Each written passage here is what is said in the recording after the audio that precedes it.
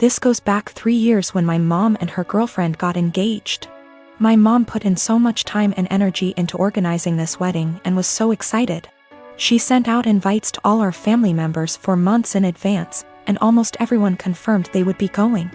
Barely a week before the wedding, she received several messages from aunts and uncles who said they won't be going because they had other commitments, despite confirming they'd be there months prior. One of my aunts, my grandma's sister, confronted my mom and said many weren't going because they still didn't agree with the fact that she was marrying a woman, including herself, because it went against her Christian views. Meanwhile, my hardcore Christian grandma was more than happy to walk my mom down the aisle.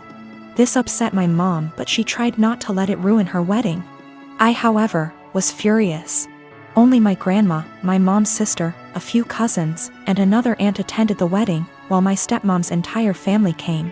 What really pissed me off was that 2 weeks later, my cousin who lives in a totally different state celebrated her sweet 16, and everyone who made excuses about not going to my mom's wedding made the journey all the way over there and posted pictures all over Facebook. It really broke my mom's heart and just felt like salt in the wound. I swore then that when I got married, everyone who did not show up to my mom's wedding would not be invited to mine. Fast forward to now, me and my girlfriend of 2 years got married first week of March, and I kept my word. The only ones we invited to our wedding was the family that did go to my mom's, and one other aunt who did have a good reason for not being there at the time because she was recovering from surgery. I wanted to clarify that I am in fact a guy. We even invited my stepmom's family too. Obviously my other family members found out and expressed their hurt over not being invited. I called them all out and said if they had a problem with my mom for being who she is, then they had a problem with me, and I wouldn't let toxic people be a part of a special day for me and my wife. My wife stood behind my decision, as did my mom. That still doesn't seem to stop them from thinking it was a move and are turning it into a whole family drama because they think it was unfair to punish them for simply believing in something different. Wow, thank you so much for all the love and support, everyone. My daughter is 16 years old and in high school. I noticed recently that she's been behaving in a bad manner, constantly commenting on other people's looks, belongings, calling them stuff that isn't cool, and just being insensitive. It's like she lost a filter or something, because usually she's polite, but my wife suspected that our daughter's sudden misbehavior occurred after she started hanging out with new girls from the school. Basically the mean type, and have picked on their behavior.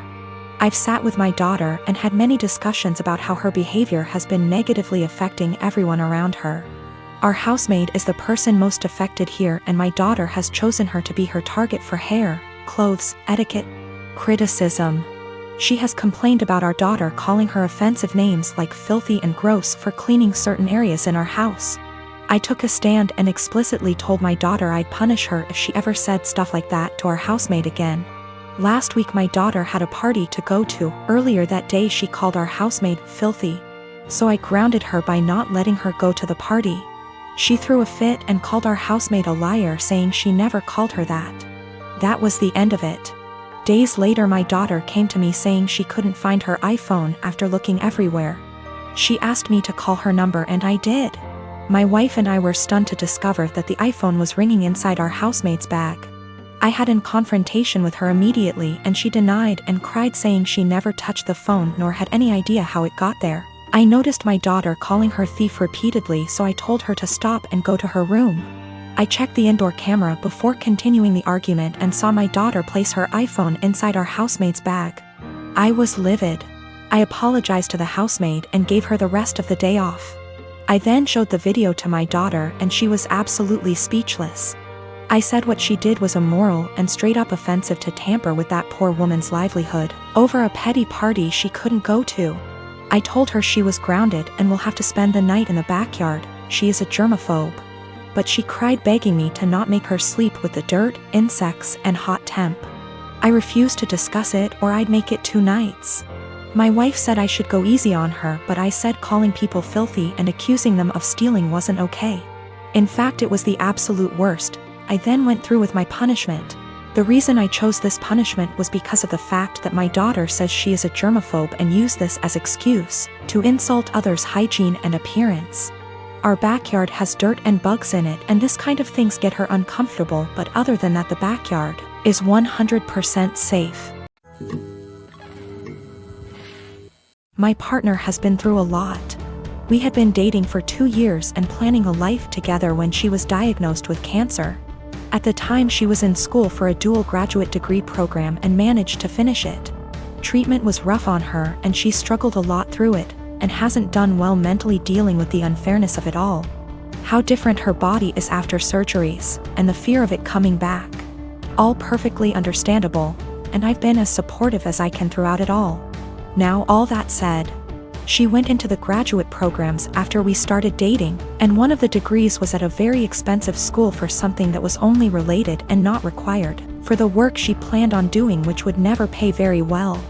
I questioned her about it gently at the time, but she was adamant about getting the expensive degree. It was her life. And we agreed it would be fine, because we could utilize public service loan forgiveness to pay off her debt that would total $100K. This was before cancer. I earn a considerable amount more than her. When we started dating I made 4x, and even with her degrees I make 3x what she does. I've always been happy to spend money on her. And after having moved in together over a year ago and proposing shortly after, I really went into the mindset of it being our money. When we moved in she was finishing her degrees and I covered 100% of our bills, including some tuition costs for an extra semester since she was slightly delayed by her treatment. This was totally fine because school was her job and she'd be able to contribute when she graduated, and even though I make much more, if we are both working full-time jobs it felt fair. Now that she has graduated and started working, she is miserable at her job mostly because she is incredibly anxious that she isn't doing it well, and doesn't feel like her school prepared her. She was already prone towards anxiety and depression, she takes medicine for it. But mentally she is in a very bad spot because of all this.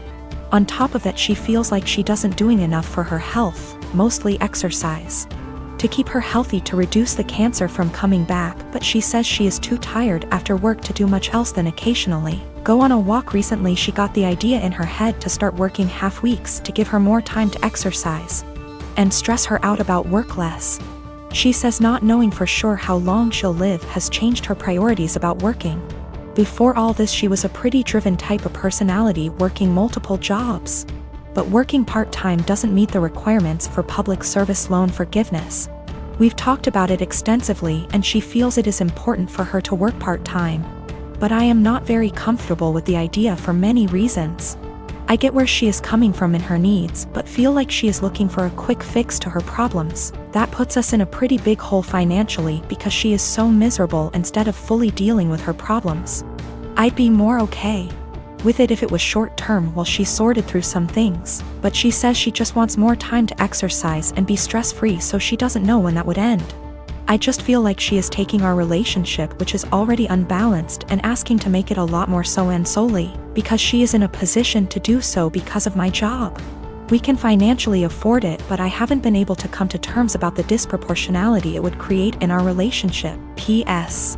My longtime partner wants to start working half-time to relieve her work stress and give her more time to take care of her health, but it makes me uncomfortable because she has $100,000 of debt and it would make our relationship very unbalanced.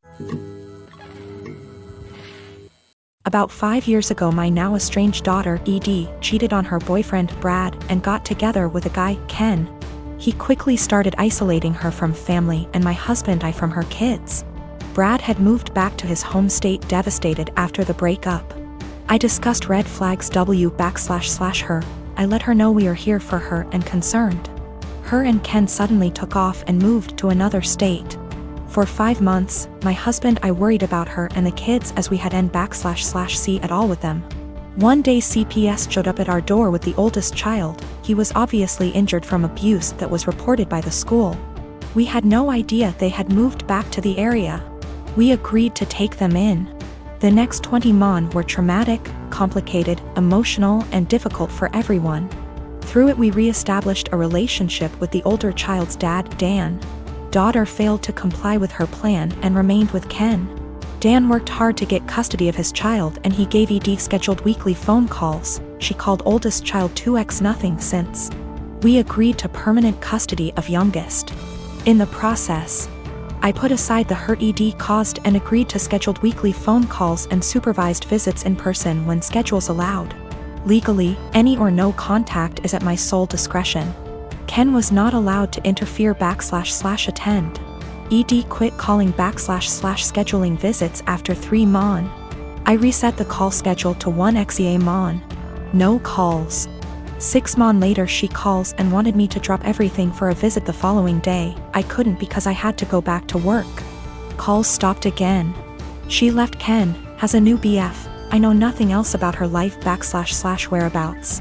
She started calling again about a year ago and I let her know that if she was consistent with her monthly scheduled calls, we would move towards weekly calls again. She called 2 months in a row, skipped a couple months then called 2 more months in a row. Last one happened to be night before child's birthday. She asked him what he wanted for his birthday. He said a call from her. The next day, as he blew out candles he said, "My mom is gonna call now." He had the biggest smile on his face. Call never came. He refused my offer to call her. We survived an emotional meltdown.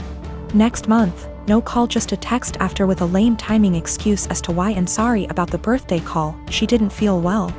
Following month, I get a text that ED feels ill again, won't be calling. I am beyond frustrated at this point. I have looked past her refusal to rebuild a relationship with us, but when it comes to the kids my heart aches for them. Hey race where I might be the I responded, "Parents do not get sick time. We all had COVID recently, including me, and I still took care of the children. If you do not have any time for him once a month, I don't want my time wasted with your excuses." Of course, calls stopped again.